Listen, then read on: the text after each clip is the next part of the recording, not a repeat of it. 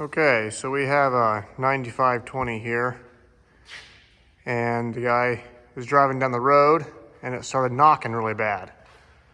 So I think it's probably a broken crankshaft. Don't know for sure yet.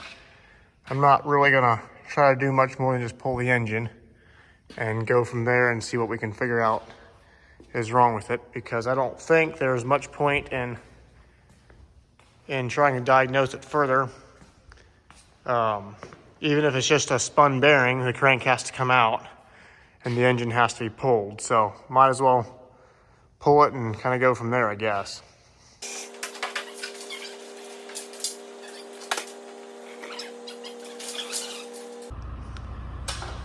Well, taking the hood off is pretty simple. There's two Allen head bolts, 5mm bolts that come through these sides right here into the hood.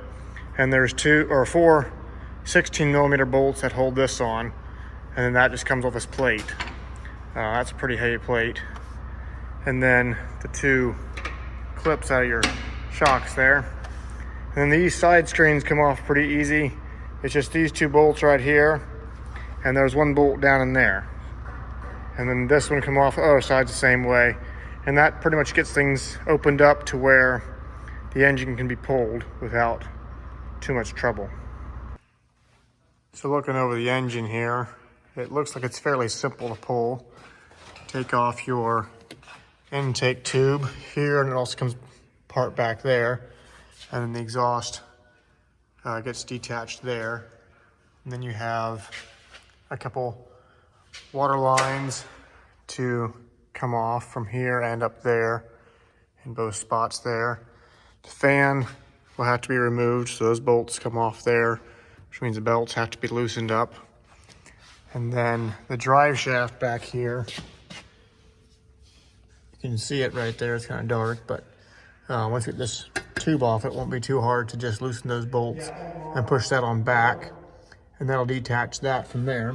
And you got water line there and here for your heater hoses, and of course wiring to deal with, because there's that hose too yet, has to come off. On this side, so over on this side, we have wiring to deal with from the starter, and I'm not sure what all these lines do or go to. This would be AC lines here.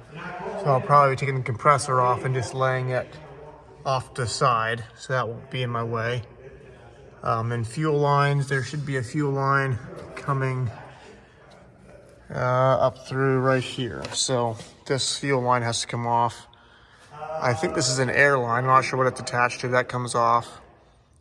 And then there should be a fuel return line somewhere. I don't know that I've seen it yet. It needs to come off as well.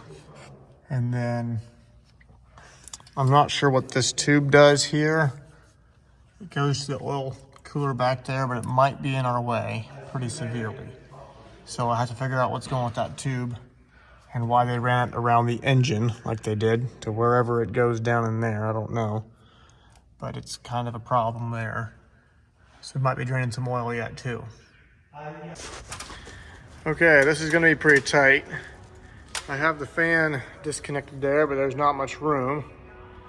It's gonna have to move sideways before we can go forward. And then in the back, I have that hub disconnected, but there's a drive shaft that goes, or the drive shaft has a centering hub that goes inside this torsion dampener there. So we have to go forward before I can do much else there. And this doesn't come apart, and this doesn't move very well, so I'm gonna take the exhaust off. That's the easiest thing to do. It's gonna be tight. I don't know if I can do it without pulling the radiator off or not. We will see. But there's a chance I'll be at least moving that whole thing forward a little bit. And then on this side, that pipe I talked about earlier, that goes from this oil reservoir right here, it's still connected. And if we can go to to the right, we'll be fine and kind of pull it over the starter. But if we can't, then we're kind of in trouble there too. So I might have to take that off yet too. I don't know. Okay, so we took the fan hub off and pushed it forward. We're getting ready to work the fan out of here. And then I think that's gonna give us enough room to do what we need to do without moving the radiator. All right, I got 4 chain hooks, one down here, one to right there, which I don't know if that's strong enough. I think it will be though. And then these 2 over here, I built some brackets to go 2 holes. These here have 2 holes too. I just didn't build it for that one there. Should have built them to go back here, but I think this will work fine.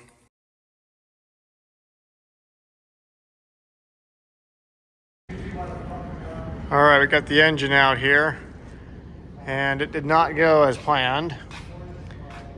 It's a big hole up there now, but you can see these engine mounts here on both sides. They go on the side of the engine, but this bell housing right here hits. And of course, this bump right here has to be right in the way. I have no idea what that bump does, but it makes it a lot worse.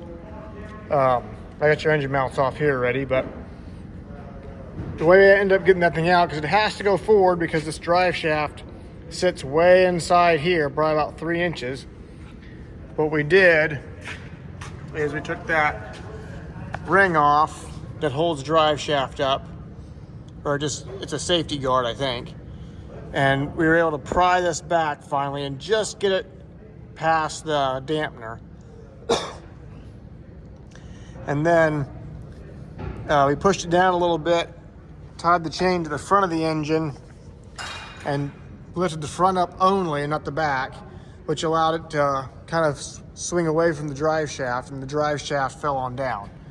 And then we were able to pick the engine up out of there. But even then it was tight. So I got this big engine sitting here, and it just weighs about 2,600 pounds. Now, my engine stand seems to lift it just fine, but the drill just kind of makes this noise like eh when trying to, power it. And the hand crank, it powers it just fine. It doesn't even turn that hard, but the drill just don't do it. So I decided to do this boy right here. Stick him like that there. Stick my drill into him right there, and then woo! Yeah. Gotta hold that. And then up she goes. Although rather slowly, but still faster than the hand crank. So I just got the oil pan off here. And first thing I notice is the pile of bearing material in the bottom of the pan there. It's a pretty good indication that we have a bearing out.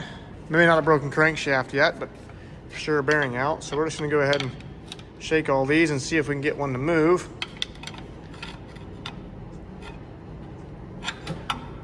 And maybe figure out easily which one is bad. Oh, it's that one right there. Yep, that'll do it.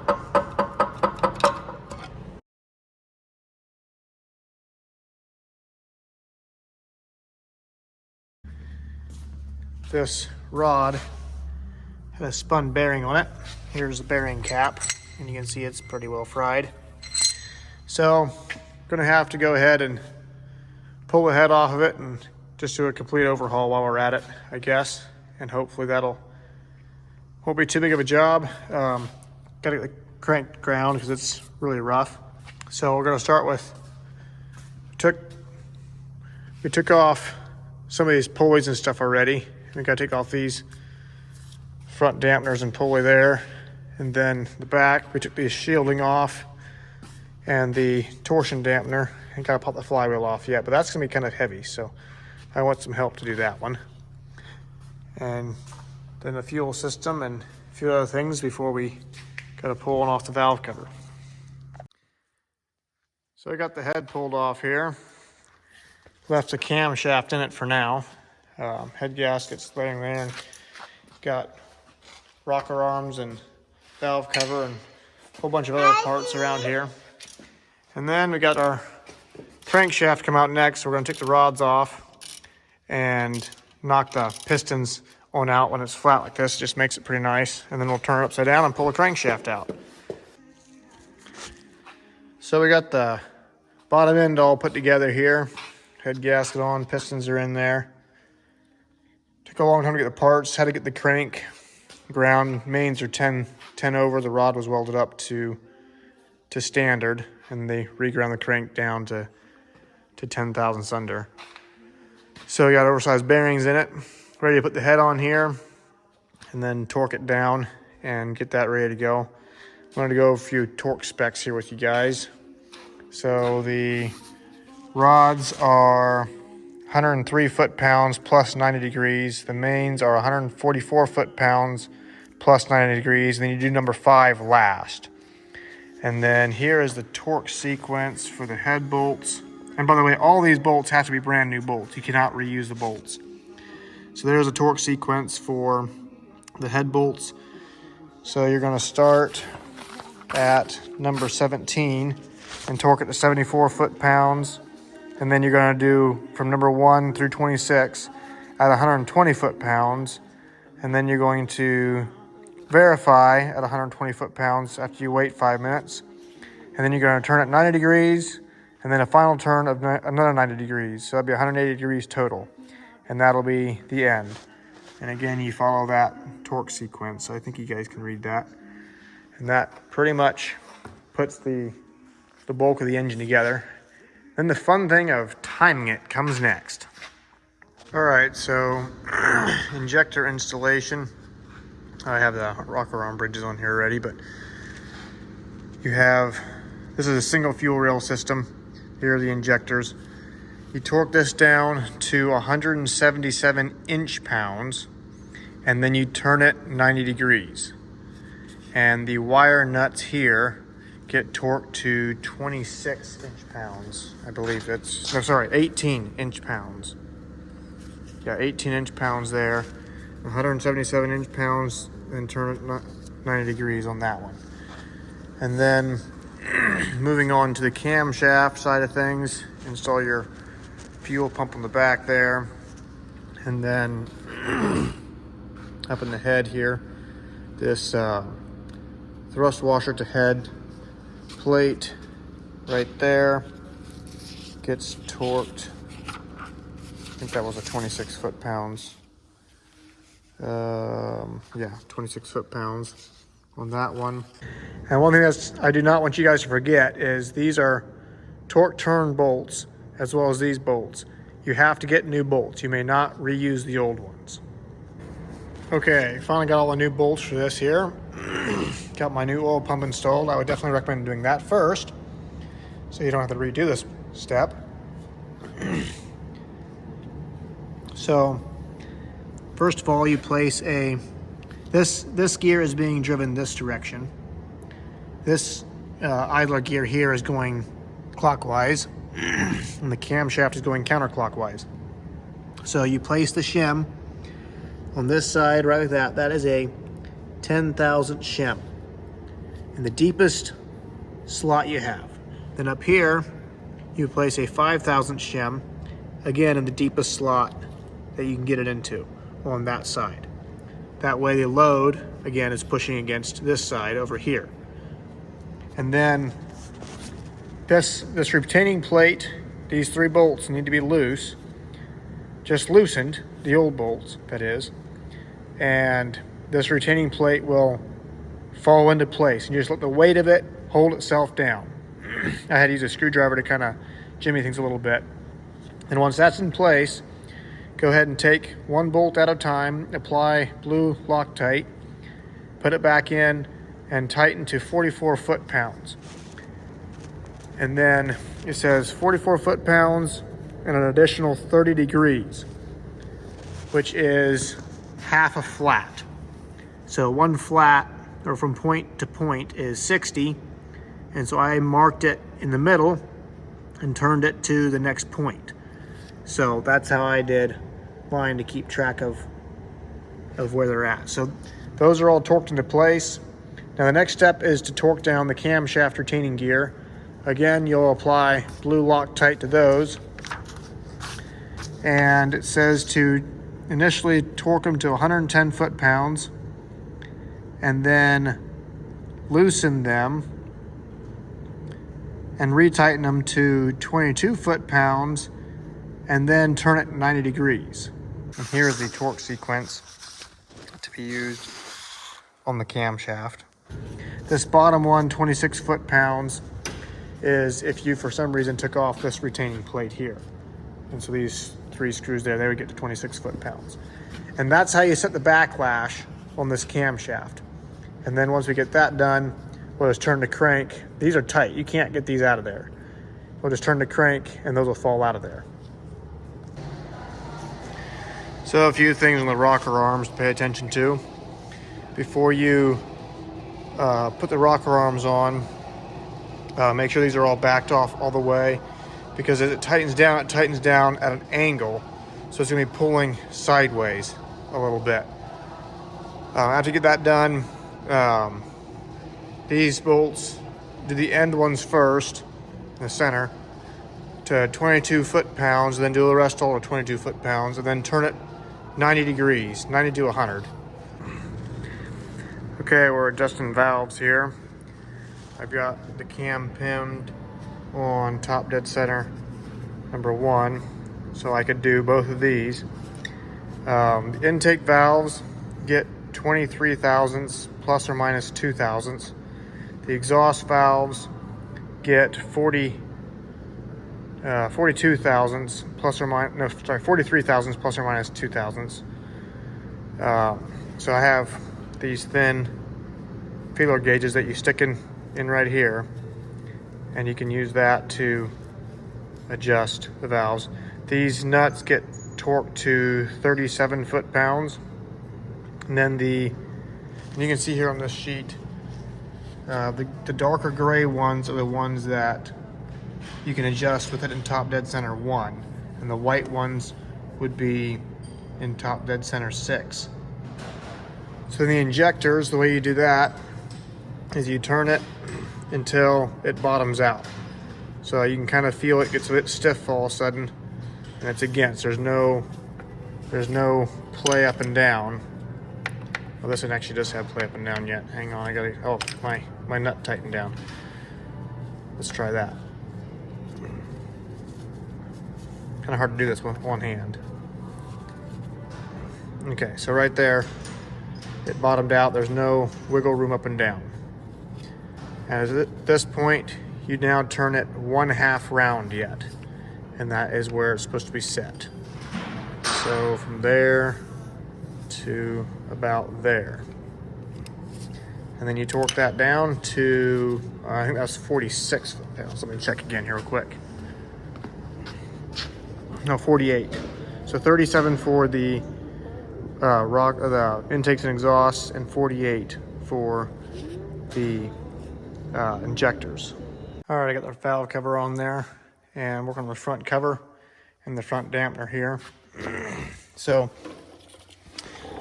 this is the seal that came off of it. It goes on this way. So here on the old dampener, I'll show you. It actually works better if you take these bolts loose and just take the dampener off with this. That's how you should do it, actually. I didn't know that, so I left the seal on the front cover. But it goes on just like that. I had a race here that I used to beat that on there with. Worked pretty good. And it's pretty close to bottoming out, is where you want to set it. There's a little bit of a variation in this seal. So you have a little bit of tolerance and forgiveness. If you want to go ahead and do all the measurements to make sure you got it set just right as far as depth goes, you can. Bottoming it out, I think, is going to be okay. I don't think I quite bottomed mine out, but it was really close. And then they're going to try to sell you this washer to go with the dampener. I don't know why. I don't know where it goes to. The book doesn't call for it anywhere, but that's what they try to do because it says it goes with it. Anyway, those bolts up there get torqued to 92 foot-pounds. If you have a pulley on the front of the dampener, that is also torqued to 92 foot-pounds. And those oil seal cap screws are 11 foot-pounds, which would be these right here that go into the front cover. Just got the fire. We're here at 65 pounds of fuel pressure coming off that top filter. I plugged the head. So we built a lot of fuel pressure, and it fired and would have started pretty easily if I had just let it start.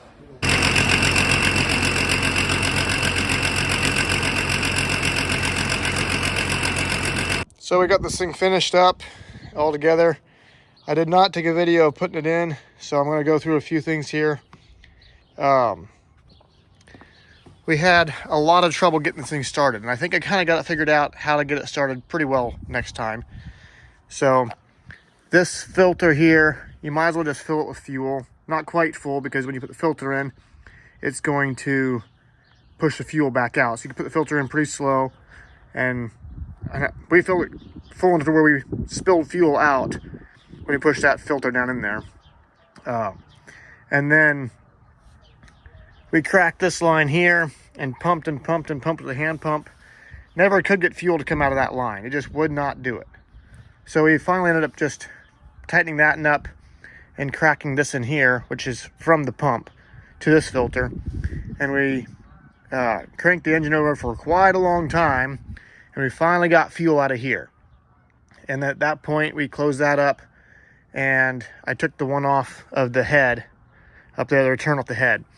And we just kept cranking until we had fuel coming through there really good. But that was just not enough. There's a port down here on the side that you can hook a gauge into as well. This one was building about 20 to 25. That one built about 20, or 18 probably. And so I finally just took that hose off, and as you saw, the plug deadheaded it right there, and just cranked it over and I put my gauge on this one here, and cranked it over until I saw the pressure. It got up to about 30 psi, and then it started firing. And as it started firing, it sputtered, and it started to run just a little bit, and I shut it back off because this is deadheading. I didn't want to just build all the pressure it could take. And at that point, it got about 60 psi. I loosened that up and let the fuel pressure drain back away again, and of course let the air and stuff out of that. Well, it was actually all fuel. There was no air in it at that point anyway. And then I did it one more time like that before I put that hose back on. And after putting that hose back on, I cranked it for maybe 15 seconds, 10, 15 seconds, and it was running. And then I let it run for 2 minutes and shut it off. The next time I let it run, it just fired right up and ran easy. So that's how we did it. Of course, this filter gets filled with fuel as well. But that's how I did it, and I could have saved myself a lot of time by knowing those steps. Anyway, hopefully, if you're going to do this, it won't go together too hard for you.